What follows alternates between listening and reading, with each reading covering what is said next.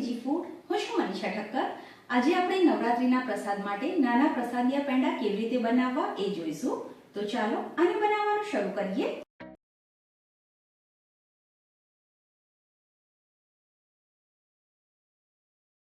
પેંડા બનાવવા માટે સૌથી પહેલા આપણે 500 ml ફૂલ ફેટ દૂધ લઈશું અને એને કોઈ જાડા તળિયાવાળા વાસણમાં લઈને મીડિયમ ગેસ ઉપર ઉકળવા માટે મૂકીશું। થોડી વાર પછી દૂધ ગરમ થાય એટલે આપણે એને સરસ રીતે હલાવી લઈશું અને દૂધ વાસણના તળિયે ચોંટે નહીં એનું ખાસ ધ્યાન રાખવાનું। દૂધ ગરમ થતાં જે મલાઈ બને છે એને પણ આપણે દૂધની સાથે હલાવીને સરસ રીતે મિક્સ કરી દઈશું। ગેસ અત્યારે સ્લો ટુ મીડિયમ ફ્લેમ પર રાખવાનો છે અને આ રીતે આપણે વચ્ચે વચ્ચે દૂધને હલાવતા રહેવાનું।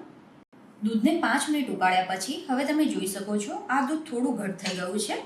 આ રીતે દૂધ થોડું ઘટ થાય એ પછી આપણે આમાં 2 મોટી ચમચી એટલે કે 30 થી 40 ગ્રામ જેટલી ખાંડ ઉમેરીશું। ખાંડની ક્વોન્ટિટી તમારી પસંદ પ્રમાણે ઓછી વધતી કરી શકો છો, પણ અત્યારે આપણે જેટલી ખાંડ ઉપયોગમાં લીધી છે એનાથી જેવા આપણે મીઠાઈવાળાના ત્યાંથી પેંડા લાવીએ છીએ એટલી મીઠાશ રહેશે। ગેસ મીડિયમ ફ્લેમ પર રાખવાનો અને આ જ રીતે આપણે દૂધને સતત હલાવતા રહીશું। કિનારી ઉપર જે આ મલાઈ લાગતી જાય એને આપણે દૂધની સાથે સરસ રીતે મિક્સ કરવાની, જેથી પેંડાનું ખૂબ જ સરસ ટેક્સચર આપણને મળશે। ધીરે ધીરે દૂધ ઘટ થવા લાગ્યું છે, હજુ પણ આ જ રીતે આપણે દૂધને ઉકાળવાનું છે। ફ્રેન્ડ્સ, હવે તમે જોઈ શકો છો દૂધ સરસ રીતે ઘટ થવા લાગ્યું છે। આ રીતનું આનું ટેક્સચર આવી જાય એ પછી આપણે આને સતત હલાવવાનું અને જણાવ્યું પ્રમાણે જે વાસણ આપણે ઉપયોગમાં લીધું છે એના તળિયામાં દૂધ બિલકુલ પણ ના ચોંટવું જોઈએ, નહીં તો તમે જે પણ મીઠાઈ કે પેંડા બનાવો એનો સ્વાદ સારો નહીં લાગે।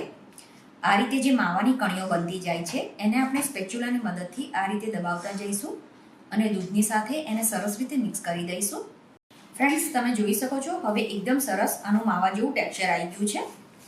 હજુ પણ આપણે આને 30 થી 40 સેકન્ડ માટે કૂક કરીશું અને ગેસ મીડિયમ ફ્લેમ પર કરી દઈએ। આપણે આને સતત હલાવીએ છીએ એટલે ગેસની ફ્લેમ મીડિયમ રાખીએ તો વાંધો નહીં।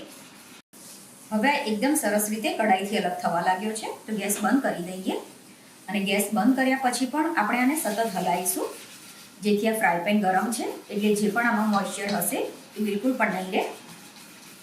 તો આ પેંડાનું મિશ્રણ રૂમ ટેમ્પરેચર પર આવે ત્યાં સુધી આપણે આને સતત હલાવતા રહીશું અને જો કોઈ મોટી કણી આ રીતે બની ગઈ હોય તો એને પણ આપણે સ્પેચ્યુલાથી દબાવતા જવાનું।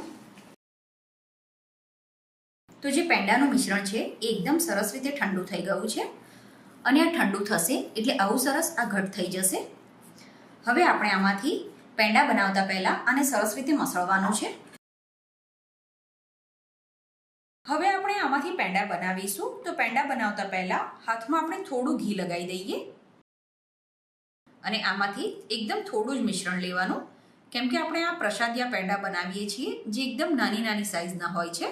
તો આ રીતે એકદમ થોડું મિશ્રણ લેવાનું અને જે આપણે ઘીવાળો હાથ કર્યો હોય એની મદદથી આ રીતે એકદમ નાના નાના પેંડા વાળીને તૈયાર કરવાના। તો આ રીતે બધા પેંડા બનાવીને તૈયાર કરી લઈશું। અત્યારે જે માપ લીધું એનાથી આ સાઈઝના 18 થી 20 પેંડા બનીને તૈયાર થાય છે। તો ફ્રેન્ડ્સ, અત્યારે આપણે આ પેંડા નવરાત્રીના પ્રસાદ માટે બનાવ્યા છે એટલે આપણે એની સાઈઝ નાની રાખી છે।